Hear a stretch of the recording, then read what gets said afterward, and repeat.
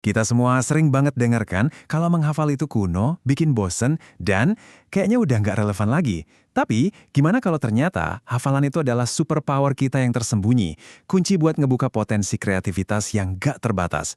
Yuk, kita bongkar bareng-bareng jembatan rahasia antara memori dan kreativitas. Oke.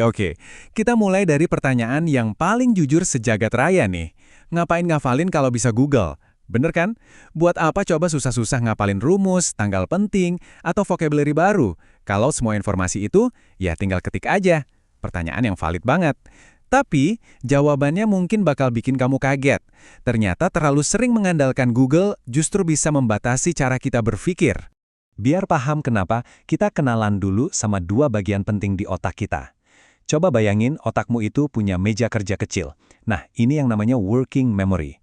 Kapasitasnya itu terbatas, cuma bisa nampung beberapa informasi aja dalam satu waktu. Di sisi lain, kamu juga punya perpustakaan raksasa.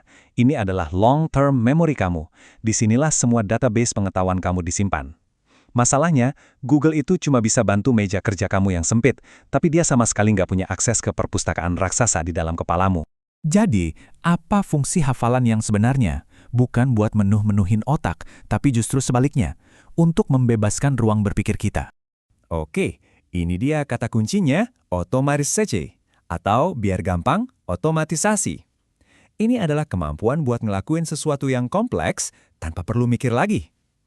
Coba deh pikirin, pas kamu naik sepeda atau ngetik super cepat di keyboard, kamu mikirin nggak setiap gerakannya? Enggak kan? Semuanya jalan gitu aja, on autopilot. Nah, hafalan hal-hal dasar kayak perkalian atau kosakata bahasa Inggris itu tujuannya sama persis, biar jadi otomatis. Jadi, poin paling pentingnya adalah automaticity itu sama dengan kebebasan. Ketika fakta-fakta dasar udah jadi otomatis di otakmu, si meja kerja atau working memory kamu jadi lega, jadi kosong. Otakmu nggak lagi sibuk inget-inget hal kecil, dan akhirnya punya ruang buat mikirin hal-hal yang lebih keren, kayak menganalisis, mengevaluasi, dan problem solving. Nah, ruang berpikir yang bebas inilah yang jadi pondasi super kokoh buat berkreasi. Yap, kamu nggak salah dengar. Hafalan itu pondasi dari kreativitas. Coba lihat deh, ini buktinya. Ini namanya taksonomi Bloom, piramida level-level belajar. Lihat deh, level yang paling dasar, fondasinya apa? Remembering, mengingat. Dan di puncak paling tinggi, level paling keren, itu adalah creating, mencipta. Kamu nggak akan pernah bisa lompat ke puncak kalau kamu belum napak di anak tangga yang pertama. Gampangnya gini, kamu nggak bisa menganalisis sebuah puisi kalau kamu nggak tahu apa itu metafora. Kamu harus hafal dulu definisi metafora itu apa, baru deh kamu bisa pakai konsep itu untuk menganalisis dan bahkan menciptakan puisimu sendiri. Fondasi hafalan itu, ya mutlak. Dan ini penting banget diingat. Kreativitas itu domain spesifik, alias spesifik di bidangnya. Orang nggak bisa jadi kreatif dari ruang hampa. Kreativitas itu soal menghubungkan titik-titik pengetahuan yang udah ada di dalam perpustakaan raksasa otakmu. Makin kaya database, fakta, dan pola yang kamu hafal, ya makin banyak juga koneksi baru dan ide-ide brilian yang bisa kamu ciptakan. Oke, sekarang kamu mungkin mikir, terus gimana cara ngafal yang efektif, yang bukan sekedar hafalan mati yang bikin ngantuk? Tenang, kita bakal bahas cara hafalan yang cerdas. Kuncinya kita bukan ngomongin rote learning atau hafalan mati tanpa ngerti apa-apa, kita ngomongin conceptual memorization. Maksudnya, kita menghafal sambil menghubungkan setiap fakta dalam sebuah jaring-jaring logika. Kamu paham apa yang kamu hafal, dan kamu tahu kenapa itu penting. Nah, ada 4 teknik super efektif yang udah terbukti secara riset. Pertama, retrieval practice. Artinya, berhenti baca ulang catatanmu, coba tutup bukunya, terus paksa otakmu buat manggil kembali informasinya. Bisa dengan nulis ulang atau ngejelasin ke teman. Proses inilah yang bikin ingatan jadi kuat. Kedua, space repetition. Jangan pernah pakai SKS alias sistem kebut semalam. Ulangi materi hari ini, besok, 3 hari lagi, seminggu lagi. Jeda waktu yang makin panjang ini ngasih sinyal ke otak, weh, info ini penting, simpen jangka panjang ya. Ketiga, detect prompt repair atau DPR.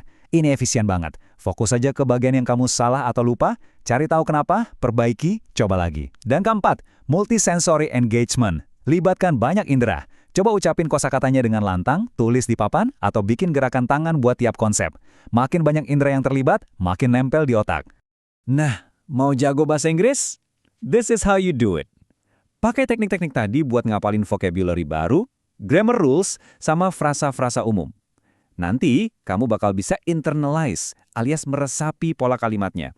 Jadi pas ngobrol atau nulis, boom, kalimat yang benar tuh keluar aja otomatis. Nggak pakai mikir, Abis ini pakai is atau are ya? Ini persis kayak coder jago yang udah hafal sintaks dasar, jadi dia bisa fokus bikin aplikasi yang gokil. Atau pianis yang jarinya udah otomatis nemu tuts nada, jadi dia bisa fokus ke ekspresi musiknya. Hafalan ngasih kamu kelancaran buat berkreasi. Jadi yuk, kita ubah cara pandang kita. Menghafal itu bukan lagi latihan yang membosankan, tapi sebuah proses buat membangun keandalan dan keunggulan dalam diri kita. Ingat kutipan ini baik-baik. Menghafal itu bukan tentang menjadi robot. Ini tentang melatih otakmu untuk menjadi seorang atlet elit. Kamu lagi ngebangun kekuatan, kecepatan, dan ketahanan mental. Biar siap ngadepin tantangan berpikir yang jauh lebih besar. Dan ini beneran kejadian loh di otakmu secara fisik. Proses pengulangan pas menghafal itu memperkuat koneksi antar sel saraf lewat sebuah proses yang namanya long-term potentiation. Bayangin aja kayak jalan setapak di hutan. Makin sering kamu lewatin, jalurnya bakal makin jelas dan kuat kan? Nah, sama kayak olahraga yang ngebentuk otot, menghafal itu secara harfiah membangun dan memperkuat jalur-jalur di otakmu. Jadi, setelah tahu semua ini, pertanyaannya balik lagi ke kamu. Apakah kamu mau jadi pencari pengetahuan yang pasif, yang selamanya bergantung sama alat di luar sana? Atau kamu mau jadi pembangun pengetahuan yang aktif, yang menanamkan fondasi itu kuat-kuat di dalam dirimu sendiri? Jangan cuma mencari jawaban. Mulai hari ini, bangun jawaban itu di dalam dirimu. Jadikan hafalan sebagai superpowermu.